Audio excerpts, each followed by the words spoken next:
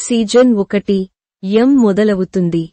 Punisher Frank Castle తన కుటుంబాన్ని New York గ్యాంగ్స్టర్లపై దాడులు చేసిన తరువాత అతను కనిపించకుండా జీవించాల్సి వస్తుంది.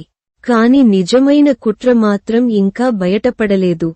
పనిషర్ మరోసారి నీడల్లోకి అడుగుపెడతాడు.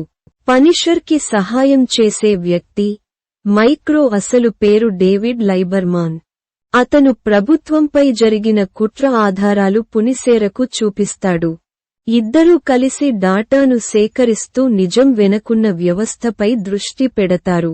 ఈ జంట ఒకరు శరీరంగా మరొకరు టెక్నికల్గా పోరాడతారు. వారు ఎదుర్కొనేది వ్యూహాలతో కూడిన క్రూరమైన యుద్ధం. పనిషర్ గతంలో గాఢమైన అనుబంధమున్న జిగ్సా బిలీ రుసో తిరుగుబాటు చేస్తాడు. ఆయన తన అన్విల్ సంస్థ ద్వారా కుట్రలను ఆచరిస్తుంటాడు. పనిషర్ విశ్వాసభంగాన్ని ఎదుర్కొంటాడు. ఒక మిత్రుడు శత్రువిగా మారాడు. అతని కథ మరింత ఉద్రిక్తతతో ముందుకు సాగుతుంది.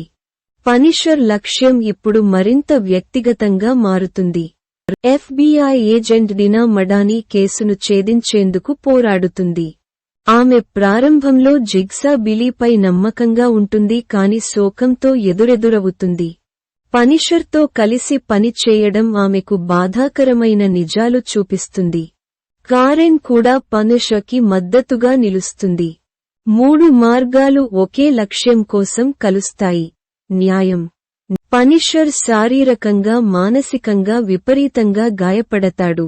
మైక్రో అతనిని రహస్య స్థలంలో చికిత్స చేయిస్తాడు. అతను మళ్లీ లేచి తన శత్రువులపై ఎదురుదాడి ప్రారంభిస్తాడు.